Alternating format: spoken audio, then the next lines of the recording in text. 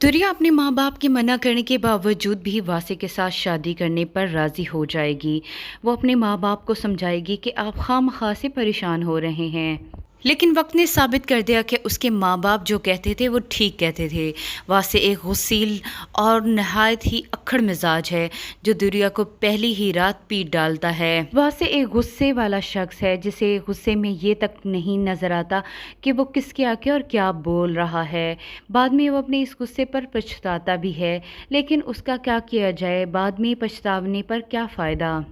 हमाद जैसे निखट्टू की शादी कदर जैसी खूबसूरत और सलीकामंद लड़की से हो जाना किसी मौजज़े से कम नहीं है। ये बात उसकी भाभी भी उसे सुनाती हैं कि वो अब तो काम कर ले, अब वो शादीशुदा हो गया है। कदर की सास भी उसे ताने देगी कि तुम अब हमाद की तरह मुफ्त की रोटियां तोड़ोगी। अपने हस्बैंड को समझाओ वो कोई काम धंधा करे ताकि तुम लोगों का खर्चा पूरा हो। जब कदर अपने हस्बैंड से ये बात कहेगी तो हमाद उसकी बात सुनने से इनकार कर देगा।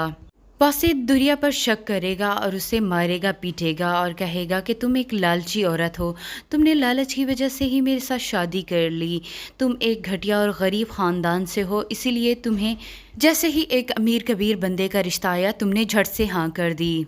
दुरिया ने जिन ख्वाहिशात को पूरा करने के लिए वासे से शादी की थी, वो अपनी ख्वाहिशात का इजहार जब वासे के आगे करेगी तो वासे गुस्से से चिल्लाएगा कि मैं तुम्हारी बेजा ख्वाहिशें पूरी नहीं कर सकता, तुम एक लालची और घटिया औरत हो और तुमने इसी घटियापन की वजह से ही मेरे साथ शादी की है। वासे सबके सामने भी दुरिया की इंसल्ट करने से बाज नहीं आएगा। उसे ये तक एहसास नहीं होगा कि इस तरह उसकी बीवी की इज्जत दो कौड़ी की हो रही है। दुरिया का कज़न उससे मिलने आएगा तो ये बात भी वासे को बहुत ज़्यादा गुस्से में मुब्तला कर देगी।